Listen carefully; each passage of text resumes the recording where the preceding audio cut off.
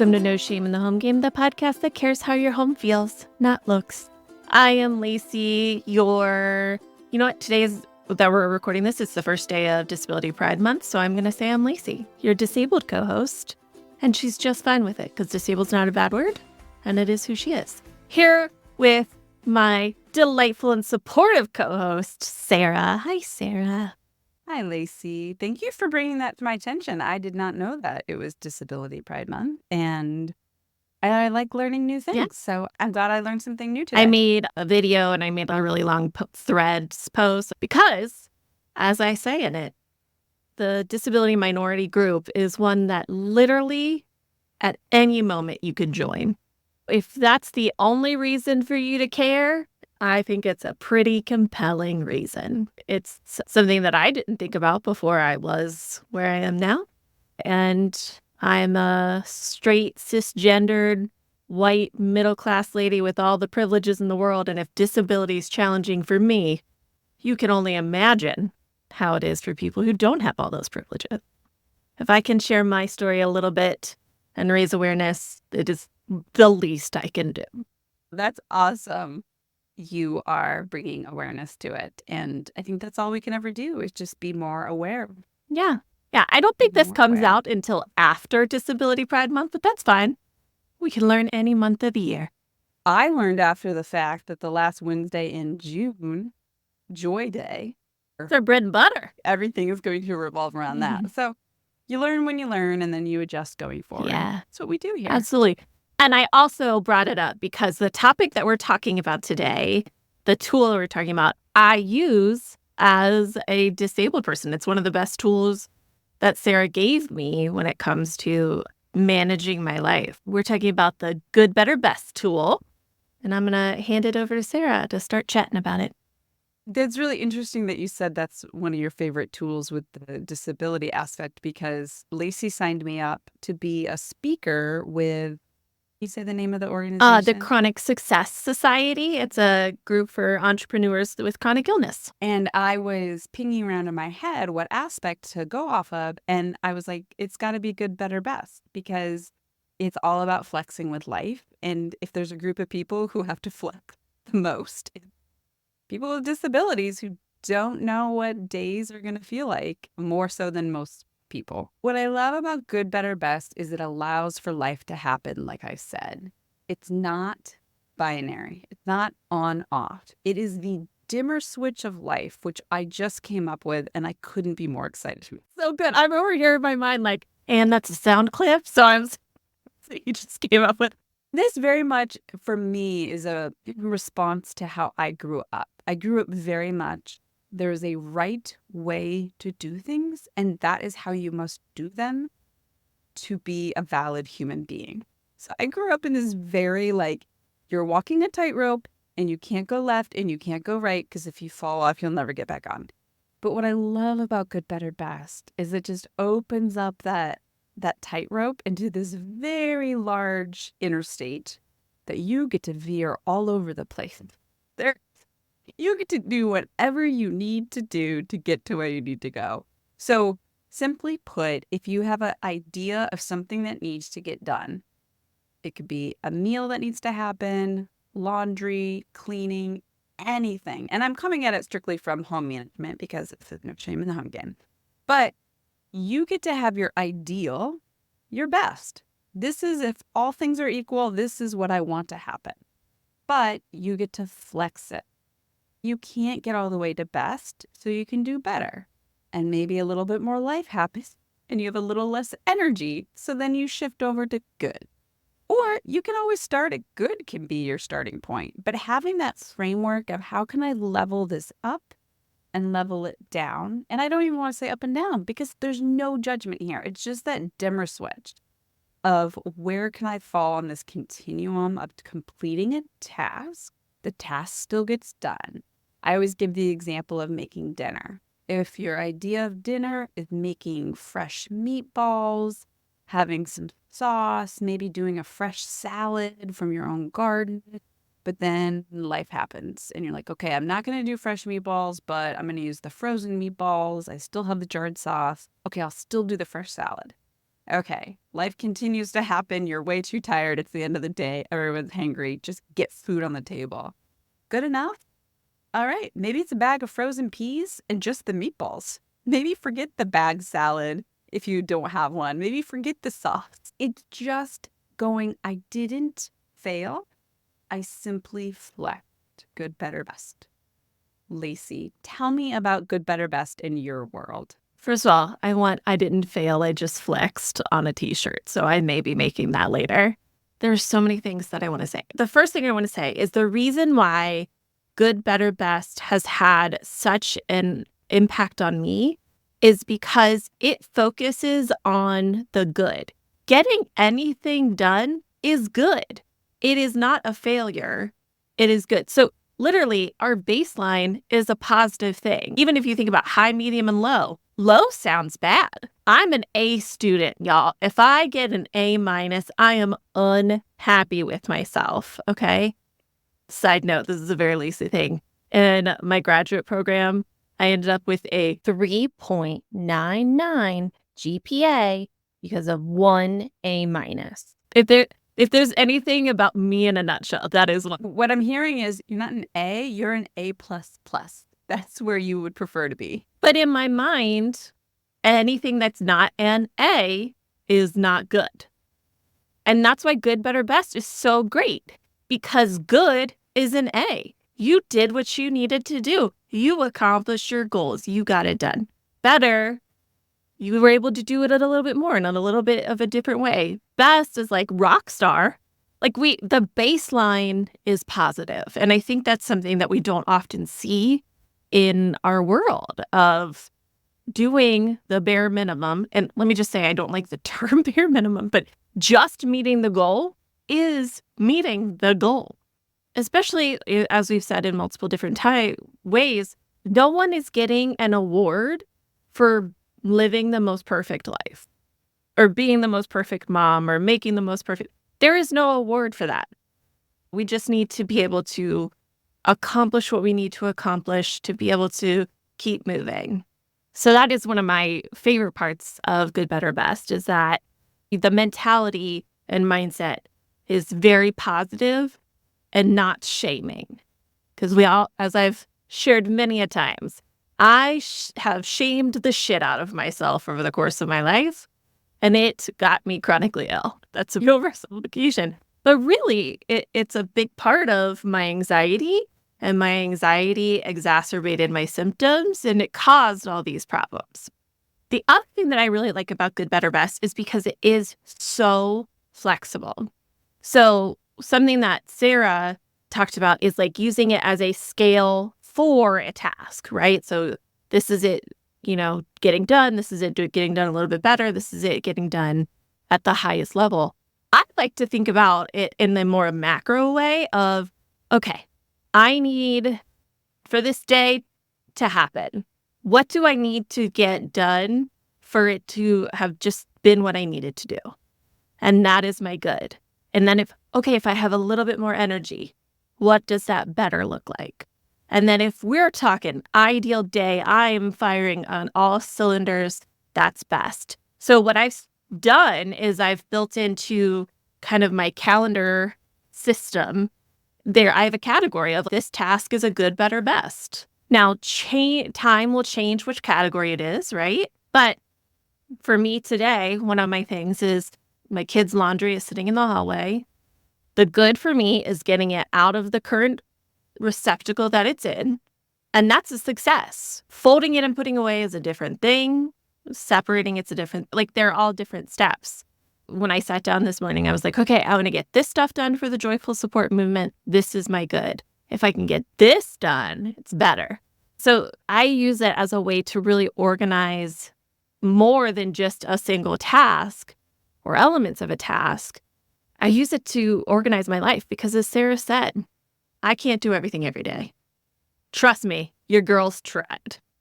Well, it's not just you're dealing with chronic illness, which is its own wild ride to try to navigate. So put that aside. Life itself just throws curveball after curveball. All of a sudden, it's raining when it wasn't supposed to be raining, so your outdoor picnic can't be outdoor anymore. all of a sudden the dog is throwing up nonstop. So your hour of dinner prep is now you driving to the vet. Life just keeps happening. And so I feel as though it's essential to know that at any moment, pivot.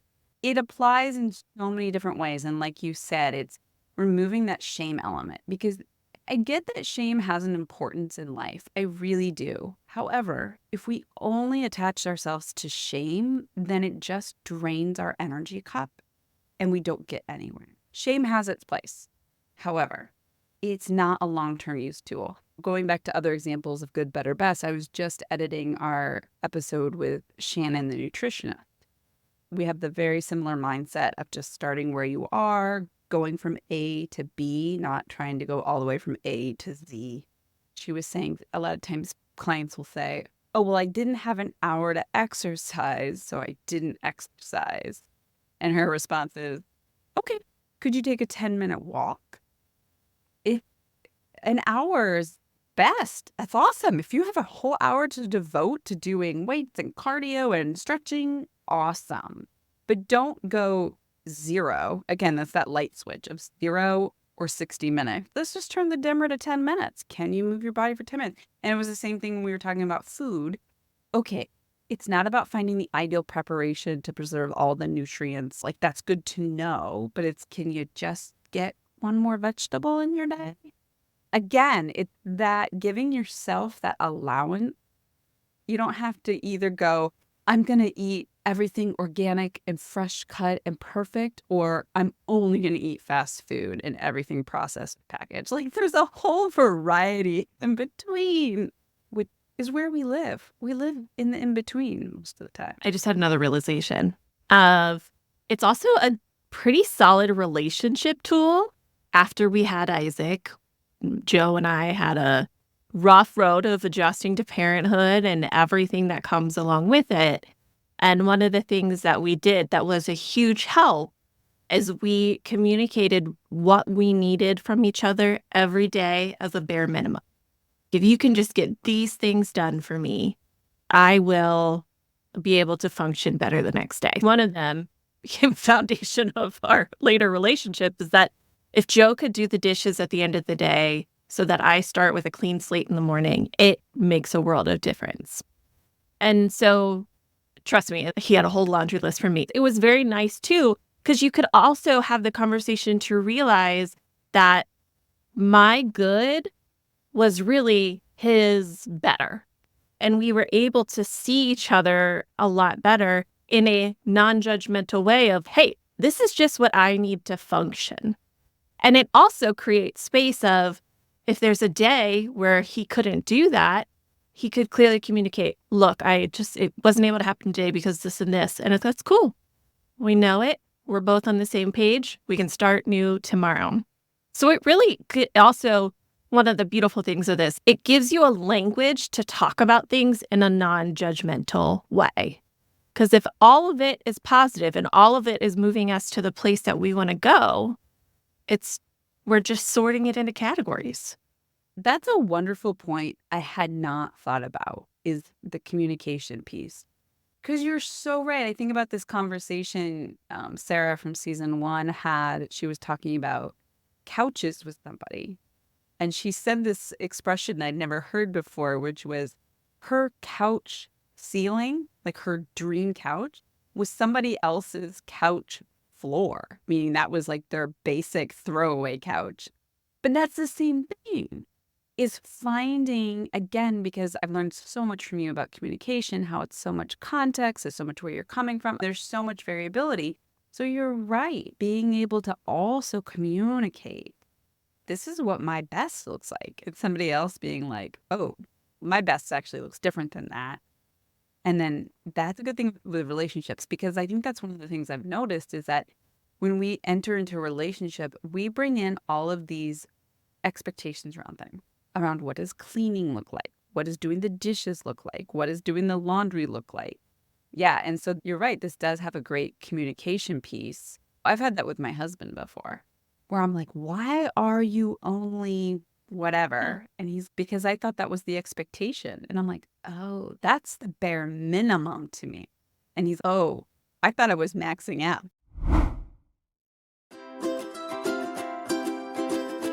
Joy sharing is joy magnified. Let that joy ripple out into the world by sharing this podcast with a friend.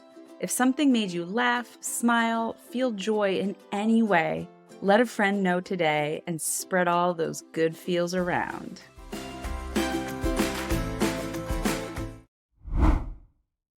I want to give a wide variety of examples so listeners can start to see how to apply it. I was talking with this woman through a business connection, and she also has chronic illness. And she was asking me, she's, what's your recommendation on how often to change sheets? And I said, good, better, best. Like, best? Everything and wash it. For me, I'm a 2-week gal. Some people are a 1-week gal. Do whatever feels good to you. But let's just say you're going to wash everything every 2 weeks. But you've got chronic illness. So maybe it's not every 2 weeks. You're washing your top sheet and your flat sheet once every 3 or 4 weeks. I'm like, but at the minimum, just pull off your pillowcase and throw it in the laundry and just buy a bunch of extra pillowcases. Because that's the part where you're really getting a lot of stuff. It's the part that you really want to be like, make sure you're washing. But I was telling her, and I'm like, and then when you feel good, wash all those pillowcases and reset it. Heck, I one time heard some moms talking about how they actually put 4 fitted sheets on their kid beds, and then they just pull them off one at a time. Ah, if my kids weren't still in the bedwetting stage, I would do that in a heartbeat. Absolutely. That's literally, if you could have saw me, my face went wide, because that's the kind of thing I want to know in life. And then all back to, there is no one way to do things.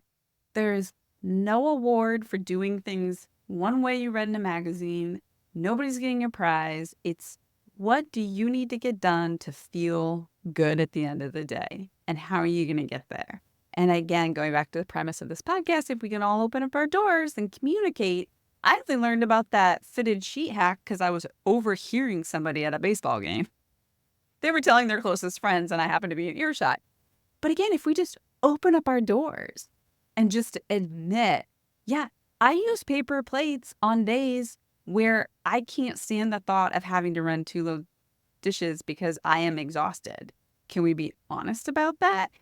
Putting it through those filters of, this is what I need to do today to get to the end. I like that you brought up when Isaac was a baby, because I remember when I was a new mom and I had very high expectations for myself.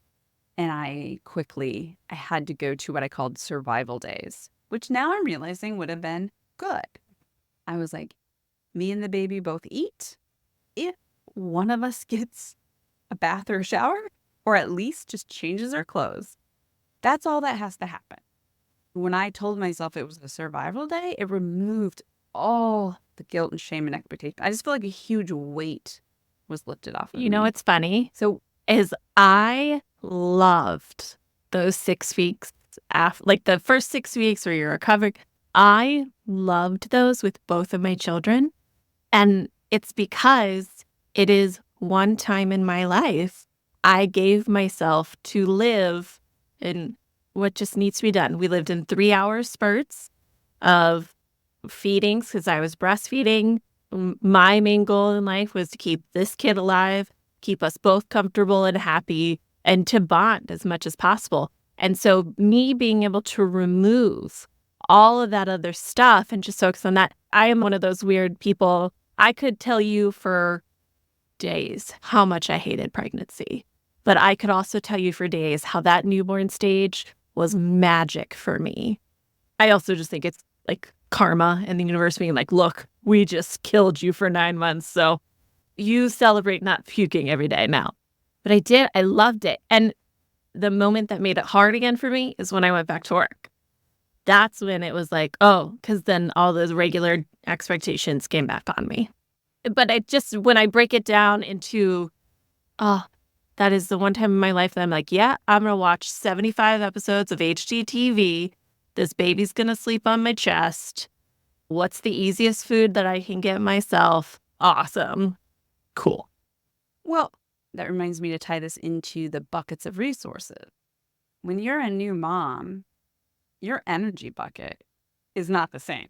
So good, better, best is also when you look at what do I have available to draw into. And I tell people, if you've got more money to throw at dinner prep and you can pay for those prep things, or you can pay somebody to come in and prep food for you, you can get to better or best if you can dip into your money bucket. Yeah. If you've got time, you can dip into that bucket. But if your time, your energy, and your money buckets are all scraping the bottom, we're going for good, people. I was just at a talk. I was so honored to join a mom's group, and I was explaining the relationship between your resource buckets and good, better, best. And the look on their faces of clarity, aha, of, oh yeah, of course. Like it's simple, but I never was sat down and had anyone explain this to me. I had to fight through those societal expectations of everything should look a certain way, it should be home cooked meals, everything should be picked up. I worked with a lady who bleached her floors every night. Like I thought for somehow I was supposed to be doing that. I had to fight through this feeling of failure to realize it's hitting that bottom of the barrel when I was a new mom of going, I got nothing left to give. Good enough is good enough because I can't actually physically do anything else. I also want to say it's also about permission, right? Because that's something I learned with my disability and chronic illness is it, for the first time in my life, gave me permission to not have to do X, Y, and Z. And I struggled with that for a really long time. And it's also something that just now I'm like, oh man, poor chronic illness Lacey. I wish she could have had that permission because I genuinely think she could have taken over the world. But that permission, I never felt it. Like I literally had to not be able to move to be able to give myself permission to lower those standards that were made up. And this is why I feel so strongly about this podcast, is because we're having these conversations. It is made up. They are unspoken societal expectations that once we start talking about them, they lose their grip and their strength. With my work, when I started working with people in home consulting, one of the things I noticed right away was that yearning for permission. And I don't have any special magical talent bestowed upon me to give anyone permission. I'm just a fellow human being. But somehow me giving them permission to not pair up their socks or to not do a freshly cooked meal every night, like somehow me giving, yeah, it's okay. That's all they needed to hear. I reached out in the Joyful Support Village, and I've reached out other places to ask friends. I need to hear somebody give me permission to just read a book all day, because somehow inside of us, some of us, not all of us, if you don't have this, that's awesome. More Good power for to you. But you. some of us have that like guilt, shame trigger inside of us where we need that permission. So let's go back. I would love to do some more good, better, best. I want you to name anything, and then I'm going to good, better, best it. And then I'll do the same. I'll give you one, and you good, better, best it. A birthday celebration. Oh, gosh. This is a great one for me. Sara, participant one, that is one of her talents, is organizing birthday celebrations. And she loves the theme and the invitations, the handwriting, the calligraphy, and all the little party gifts. That is one of her zones of genius. It brings her joy. So good, better, best. Yeah. If you have the drive and the mojo to have a themed and to have the invitations printed and then handwrite the envelopes, like that would be best. Little step down from that would be maybe you can get these like parties in a box. Like you can go to these different groups and they'll just send you everything. You're still like doing all that stuff, but somebody's already put it together for you. And then good enough, honestly, my son's first birthday party, I knew I couldn't Pinterest it. I was just glad we lived. Just said, we're having a barbecue on this day. Everyone come. I got all the different types of chips in the grocery store, and it was just like this weird chip buffet. And I asked a friend to grill chicken, and that was good enough. It was just people at the same place at the same time, packaged food. Boom. I didn't even do invitations. I just like texted people. It was so big. It's fantastic. It met all the requirements for sure. Good, better, best. Okay, I'm gonna good, better, best to Lacey. You were talking about laundry. So give me your part of laundry. So one of the things we found out in the Cliche episode is that I only had best. I only had everything gets folded, everything gets put away. What I've started to do is good is everything gets separated. Because I find when things are separated into person, we can at least find what we need for each other. I have a potty trained in quotation marks 3-year-old. So the amount of times that I need to find underwear and shorts for her is bonkers. So to be able to just separate hers out to be like, I know that this has only Iris's clothes in it and I can find those quickly. Great. Wonderful. So I would say that's my good. My better is everything's separated and folded, right? I'm just trying to get rid of the put everything away part of things. So I fold Joe's clothes, but he has to put them away. I fold Isaac's clothes, but he has to put them away. I still put away Iris's. Honestly, that's good. Best is I fold and hang anything that needs to be hung. Hanging, for some reason, is just an extra step that is so much for me. And so that's best. One of the things on Threads I see people post about a lot. One is, I'm tired of meal planning. What are you all cooking for dinner? The other one is laundry.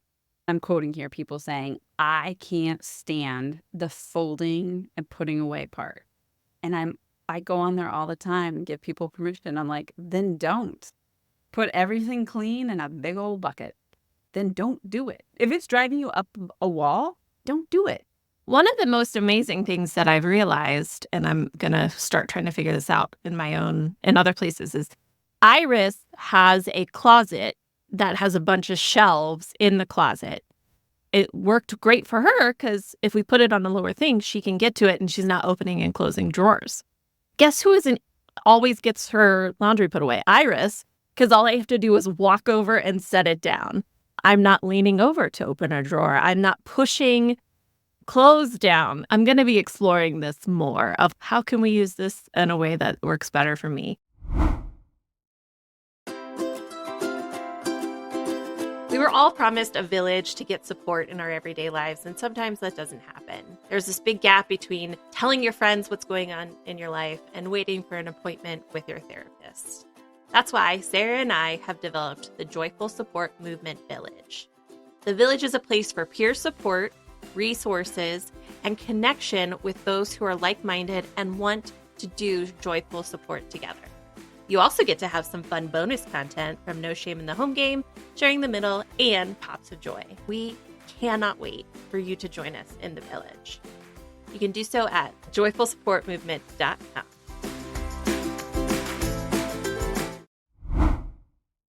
Another thing that you have said before, and this has stuck with me, is, do you hate the putting it away because the drawers are too full?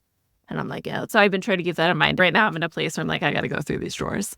A couple of thoughts. First of all, thank you for sharing that. That's going to bring somebody relief listening. And to piggyback on that, I was talking with Corey. She was our expert from In Between last season. So Corey feels comfortable when everything in her house is a certain way. One of our children's room is not the way she wants it. We talked about just closing the door. We talked about a bunch of different things. One of the things was the clothes, how the clothes just end up on the floor. So I really narrowed down where are the clothes supposed to, in quotes, supposed to go. I always lean into what I call 3/4 bins. So it's not a bin on 4 sides. It's a bin on 3 sides, and then the front part is angled out. And I said, okay, so what if your child just has 3/4 bins stacked? And one of the bins is socks and underwear. One of the bins is shorts. One of the bins is shirt. That way they're off the floor. They're easily accessible. They don't have to open a drawer or a closet. And she's like, oh, again, I kind of just had to give permission to break that paradigm of using a dresser. Yeah, when we moved into this house, they all have those bifold closets. So they're very shallow but wide. Yeah. And they all had shelves already in them. For my son, because he was really little when we moved in the house, I got those 3/4 bins and I labeled them all. And he's responsible for putting his laundry away. He does not put them in the bin the way I would, but he doesn't care if it's wrinkled. He doesn't care if he has to dig through. He separates it and just throws them all in his bins, and they're clean. And he can get to it. And it's easy. Exploring that, that hiccup point. Again, going back to just putting it all in a bin. I talked to this mom in our community. She had 5 kids. They all do a lot of athletics. So a lot of socks are happening in the house. And she said, I buy bulk white socks. And when I do the laundry, all the socks go in a big tub. And they're by the front door. No one ever asks me where the socks are. I love that. They're always in a big tub. And she's like, yeah, they're too big on some and too small on others. She's like, I don't care. See, I hear that and I'm like, that woman is a badass. I don't judge her. I think she's amazing. I was glad I had a conversation with her because she's very calm. And I was asking her about all these different things. And she's like, it just doesn't matter. She's like, when I get stressed out about things, I'm the only one stressed out. Yeah, there's always dishes on my counter. She's like, but we make it work. She showed me it was mindset. Yeah. And I really took that away. I want this to be like a game. I want people to call in and tell me their frustration points. And I just like good, better, best it. Like I want this like to be a game. Again, if this helps one person, and it's already helped you, and it helps me. I have to remember the tool all the time. So if it helps one person listening, just reframe things, good, better, best. What needs to happen? What do I want to happen? And what's the ideal? And there's all different chapters in our lives. Our job requirements change, the seasons change, our kids age. Like, it's not forever. It's just making that decision for that day. What does the good, better, best look like? And then flex. We should probably do some gratitude. I have a lot, so I'm thinking through it. What do you have one? Do you want to go first? This is so funny. I told my husband last night. It's going to sound really weird at first. Okay. So I was opening up this gate, and the top of the gate was right below my chin, so toward my face. And all of a sudden, there was this noise. It was a beetle. It was not going to hurt me, but it was really loud and right by my face. And then it like flew by me. And what made me happy was that I actually let out a whole spew of expletives. But what I loved about it was just so, like, I just loved that I didn't try to hold it in. I was so scared for a split second because I did not know what was flying at my face. And I said all these ridiculous expletives. Luckily, nobody could hear me. But it just felt so pure and unencumbered. That is my 45-year-old equivalent of like when I was in my 20s and I could go to a dance floor party and I could just dance like completely unencumbered, no judgment. Like me swearing at a beetle flying by my face with that moment of utter freedom. And then I went over and looked at the beetle where he landed and he was really cute. It was full circle, good moment. Good. I've never called a beetle cute, so good for you on that one. I love bugs. That shouldn't surprise you. It doesn't. So mine is we're in the middle of some trips and vacations right now. And I want to have a moment of gratitude for the moment that you reach your destination when you're traveling. So that moment where like you walk in and you set your stuff down and you've gotten the hard part of getting there out of the way and you only have the joy of possibility moving forward. I just love that feeling, and because it's like relief and hope and everything all wrapped into one. So I am grateful for that feeling so much. I love that you highlighted that because I have distinct memories as a kid. We used to drive to this beach and it was a 7-hour drive. And that moment where you open the car door and you get your feet out and you stretch and you breathe in the new air, it like smells different. And then you get to stand up and you're like, oh, I'm free of the travel part. Yes, you got it. You got it. Yeah, that is something that I've always loved. And we'll just say our latest trip, traveling with a 3 and a 5-year-old, even though they're generally really cool, an 11, 12-hour drive, not something they enjoy. So you can imagine the relief when you get there and you can say, yes, we are. It added a new level to it that, I didn't even recognize before. That is quite the gauntlet. with a 3 and a 5-year-old. When they're really little, it's a lot different. When they get to that age and they just want to be moving around and Yes. time has zero meaning. Oh, don't even get me started. I could go on that. Okay, sorry. One of my things is I posted this on social media. We need to not call it family vacation if the children are under a certain age, because it's a trip. It is not a vacation. It is a family trip. Because I can tell you right now, a lot of that did not feel like a vacation. %. That's why one of my big platforms in life, I believe moms should get at least twice a year a 3-day weekend where they get to go away on their own. Absolutely. A vacation for mom where she's not a mom. Yeah.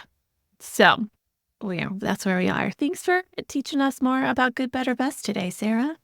Thank you for everything, Lacey. Thanks for listening to No Shame in the Home Game. We hope you can take a little nugget to use in your own home. Remember to subscribe to the podcast in your player of choice, like us on social media, rate and review, and share with all of your friends. You can always visit joyfulsupportmovement.com to learn more about No Shame in the Home Game and the other Joyful Support podcasts. While you're there, you can join the newsletter or sign up for the Joyful Support Village. Now go out there and spread joy.